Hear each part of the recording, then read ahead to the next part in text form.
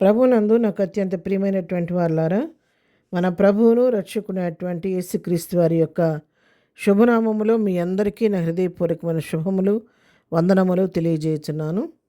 ఉదయకాల సమయంలో దేవుని వాక్యాన్ని ధ్యానం చేసుకుందాము. ఈరోజు వాక్య ధ్యానము కొరకు మనం తీసుకున్నటువంటి లేఖన భాగము ద్వితీయోపదేశ కాండము 15వ అధ్యాయము 6వ వచనం చదువుకుందాం.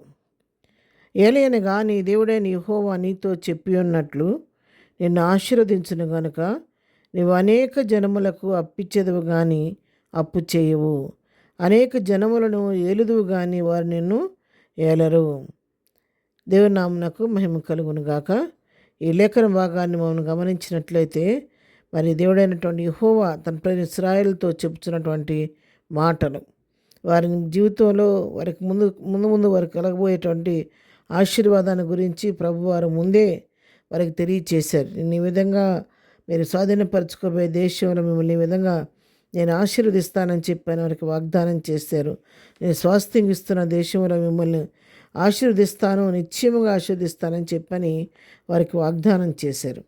చేసినట్టుగానే ఇక్కడ నీ దేవుడైన యెహోవా నిన్ను నీతో చెప్పినట్టు నిన్ను ఆశీర్వదించును గనుక నువ్వు అప్పిచ్చేదవు కానీ అప్పు చేయవు అంటున్నాను. అయితే దీనికి ఒక సూత్రం చెప్పాడు. దేవుని యొక్క ఆశీర్వాదం పొందుకోవాలంటే వాళ్ళు ఏం చేయమని చెప్పాడంటే దేవుడు 15వ అధ్యాయం 5వ వచనం చదువుకుందాం.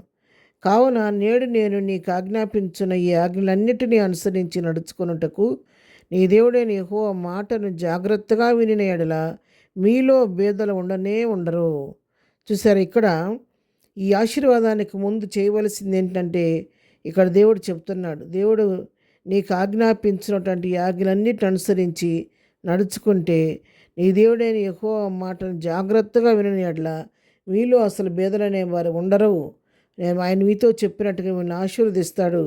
మీరు అనేక జనములకు అప్పిస్తారు కానీ అప్పు చేయరు, అనేకులు వెళ్తారు కానీ వారు మిమ్మల్ని ఏలరు అని చెప్పి ఇక వాక్యాన్ని ఇక్కడ తెలియజేస్తుంది. అవునుంటులారా, ఎవరైతే ఆయన ఆజ్ఞను కట్టడలను అనుసరించి ప్రభు చిత్తానికి విధేయులై ప్రభువుని గణపరిచే వారిగా ఆయన మాటను జాగ్రత్తగా విని దాని ప్రకారం జీవించే వారి జీవితాల్లో దేవుడు అద్భుతాలు చేస్తాడు, ఆశ్చర్యకార్యాలు చేస్తాడు. ఆయన గుప్పులు విప్పి సమృద్ధితో నింపుతాడు. వారి నోటిని నవ్వు కలుగు చేస్తాడు. ఏ కొదువు లేని వారిగా, సమృద్ధి కలిగిన వారిగా దేవుడు వారిని తీర్చిదిద్దుతూ ఉంటాడనమాట. అంతేకాదు ద్వితీయోపదేశ కాండంలోనే 28వ అధ్యాయం 12-13 వచనాలు మనం చదువుకుంటే, యెహోవా నీ దేశం మీద వర్షము దాని కాలమందు కురిపించుటకును నీవు చేయు కార్యం అంతటిని ఆశీర్వదించుటకును ఆకాశమును తన మంచి ధననిధిని తెరుచును. నువ్వు అనేక జనములకు అప్పిచ్చేదవు కానీ అప్పు చేయవు. నేడు నేను మీకు ఆజ్ఞాపించిన మాటలన్నింటిలో దేని విషయంలోనూ కుడికి కానీ ఎడమకు కానీ తొలగి అన్యుల దేవతలను అనుసరింపకయు వాటిని పూజింపకయు ఉన్న ఎడల నీవు అనుసరించి నడుచుకొని వల్ల నేడు నేను నీకు ఆజ్ఞాపించిన దేవుడైన యెహోవా ఆజ్ఞని విని వాటిని అనుసరించి గైకొని ఎడల యెహోవా నిన్ను తలగా నియమించుడు కానీ తోకగా నియమింపడు.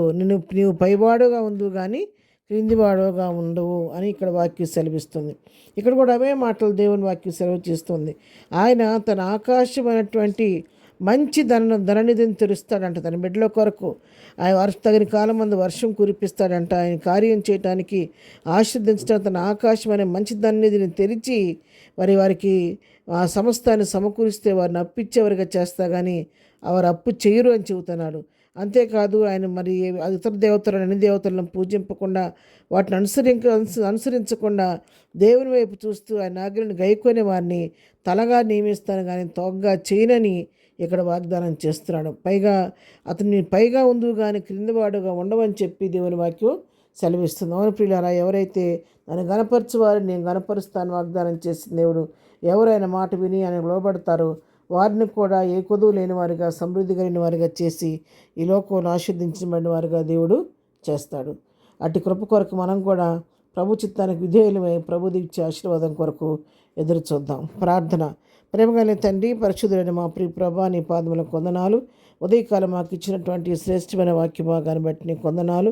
మేము ప్రభా నీ మాట జాగ్రత్తగా విని నీ ఆజ్ఞలు గైకొనే వారిగా, నీ కట్టడలు అనుసరించే వారిగా మమ్మల్ని చేసి నీ కృపకు దయకు పాత్రలుగా చేసి లోకంలో లేమి లేని వారిగా, సమృద్ధి కలిగిన వారిగా, అనేకులకు అప్పిచ్చేవారిగా మేము పైవారిగా ఉండేటట్టుగా మమ్మల్ని మా కుటుంబాలను ఆశీర్దించండి, దీవించండి. ఎదురు దీవులతో నింపండి. మా రాకపోకలో ప్రయాణాల్లో తోడుగుండండి. పనిపాట్ల కాపుదలు దయచేయండి. ఏదైనా బర్త్డే మ్యారేజ్ చేసుకుని బిడ్డను దీవించండి, ఆశీర్దించి ప్రతి వారి అవసరక్కరు మీ నామలో తీర్చమని యేసునామంలో ప్రార్థించడి పొందుకొని ఉన్నాము తండ్రి. ఆమెన్.